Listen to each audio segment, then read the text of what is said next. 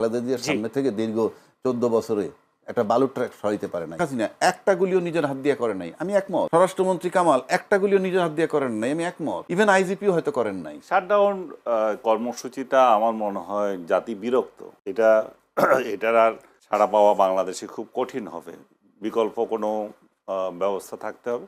আর দ্বিতীয়ত, আওয়ামী লীগ তো প্রকাশ্য রাজনীতি করছে না। সরকারেরও নিশ্চয়ই এমন প্রস্তুতি ছিল যে এটা প্রতিরোধ করার, সেটারও একটা প্রভাব থাকতে পারে। তো এই কারণে আমার মনে হয় যেন যে কর্মসূচির কথা বললেন আপনি, সেটা অত ওইভাবে সারা দেশে হয়নি। কোথাও কোথাও তো হয়েছে বিক্ষিপ্তভাবে, সেটাকে কিন্তু আবার মানদণ্ড হিসাবে ধরে যাওয়ার মতো আমি দেখছি না।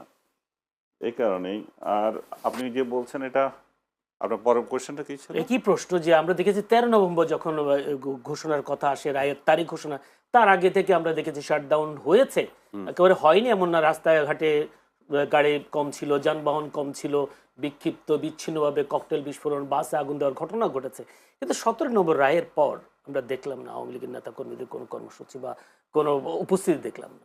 17 তারিখ যেটা, ওই 13 তারিখ যেটা ছিল, সেটা হচ্ছে তারা সারা দেশ থেকে আহ্বান করেছে ঢাকায় আসার জন্য। জি এখন তো তারা আহ্বান করেনি যে ঢাকায় আসো এবং এই আন্দোলন করো।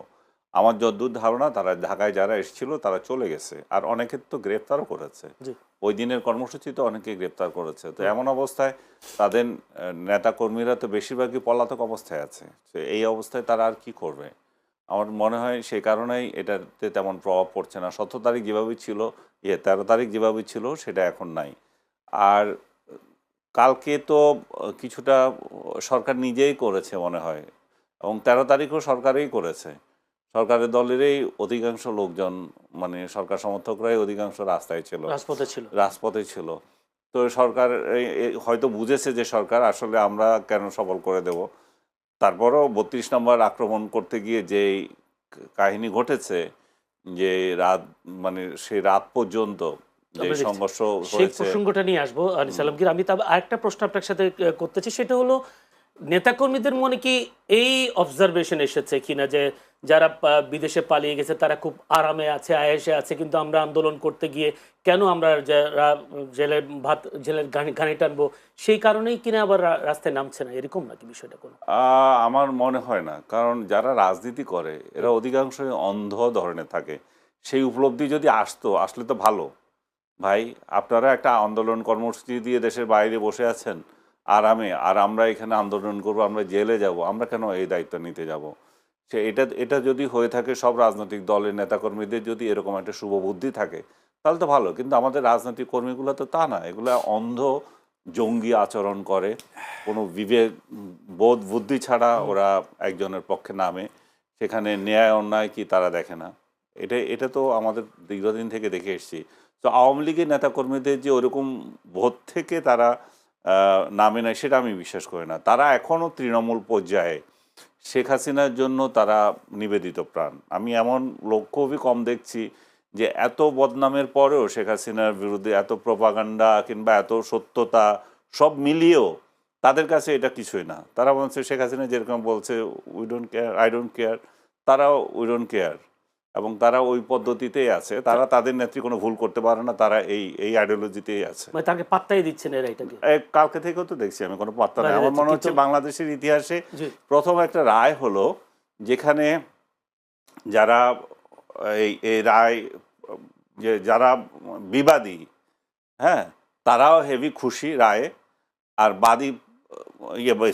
বাদী পক্ষ যারা, তারাও খুশি। তারা তো অবভিয়াসলি তাদের খুশি হওয়ার বিষয় আছে।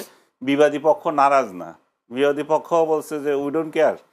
এবং তারপরে আর কে আছে, আর বাকি যারা আছে, রাষ্ট্রপক্ষের বিবাদী ছিল একজন। হ্যাঁ, তো এই দুই পক্ষই দেখি যে এটা তাদের কারো কিছু আসে যায় না। নারাজ বলেছেন যে যদি এই রায়ে তিনি নারাজ, কিন্তু এমনি আমি যেটা বলতে চাচ্ছিলাম যে বাদী পক্ষ তো অবশ্যই খুশি হবে, তারা জিতেছে, তাদের পক্ষে রায় এসেছে।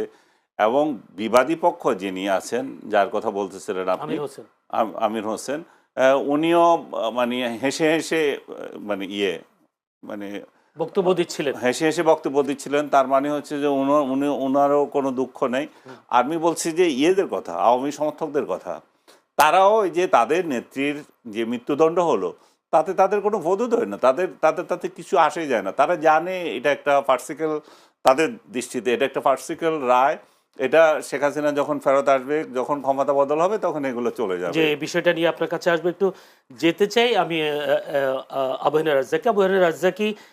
আমরা, আপনার নিশ্চয়ই মনে আছে 2013 সালে জামায়াত নেতা দেলোয়ার হোসেন সাঈদের ফাঁসির রায়ের সময় আমরা দেখেছি রাস্তা অবরোধ, গাছ কেটে একবারে বিচ্ছিন্ন করে দেওয়া। বিশেষ করে যদি আমি চট্টগ্রাম কক্সবাজারের কথা বলি, সাতক্ষীরার কথা বলি, সেখানে এই ফাঁসির রায়ের পরে যে বিক্ষোভ, সে বিক্ষোভে প্রায় জামাত দাবি করে 200 মানুষ তারা মারা গেছে, যদিও অনেকে বলছেন শতাধিক মানুষ মারা গেছেন। মারা গেছে নাকি মারছে নাকি মারা গেছে আন্দোলনে, মিছিলে, পুলিশের গুলিতে, যেভাবে হোক মারা গেছেন তারা বলছেন। কিন্তু এই দেশের একটা বৃহৎ দলের একজন প্রধান, তার ফাঁসির রায়ে কোনো প্রতিক্রিয়া দেখছেন না, এটা কিভাবে হয়? মানে একটা রাজনীতিতে এটার কোনো প্রভাব পড়ছে নাকি আসলে প্রভাব পড়ে নাই? আসলে রাজনীতির প্রভাবটা আমরা একটু পরে আসি। রাজনীতির ভিতরে তো অবশ্যই এটার প্রভাব পড়বে। আর যে জননেত্রী বলেন ওনাকে, শেখ হাসিনা, মাননীয় প্রধানমন্ত্রী, সাবেক প্রধানমন্ত্রী, এগুলো আমরা বললে আবার অনেকে কমেন্ট করে সাবেক প্রধানমন্ত্রী বলেন কেন। ইনফ্যাক্ট আমি শ্রদ্ধা থেকে কাউকে করতে চাই না। উনি তো প্রধানমন্ত্রী ছিলেন, উনি বঙ্গবন্ধুর কন্যা, উনি এইটুক সম্মান পাবেন। বেগম খালেদা জিয়ার আমি খালেদা বলতেও রাজি না, এটা ঠিক আছে। কিন্তু প্রশ্ন হচ্ছে যে আপনার অ্যাকশন, এটা আপনি যদি শেখ হাসিনার বেলায় আসেন, আপনি সিম্পলি দেখবেন থার্ড ল অফ নিউটন বলতে পারেন, যে every action has an equal and opposite a reaction. এবং আপনি ওই যে জামাতের যে কথাটা বললেন, ওই সময় দেলোয়ার হোসেন সাঈদীর যে রাস্তায় যে শত শত লোক নেমেছে বা হাজার হাজার লোক, পরবর্তীতে রায় পরিবর্তিত হয়েছে। পাশাপাশি যদি আপনি আরেকটা জিনিস চিন্তা করেন, ওই সময়ের যারা মৃত্যুদণ্ড প্রাপ্ত, তো মৃত্যুদণ্ড হয়েই গেল, কিন্তু তার ভিতরে যিনি ছিলেন সে কিন্তু সময়ের ব্যবধানে আবার অ্যাপিলেট ডিভিশন থেকে এসে খালাস পেয়ে গেলেন। তাতে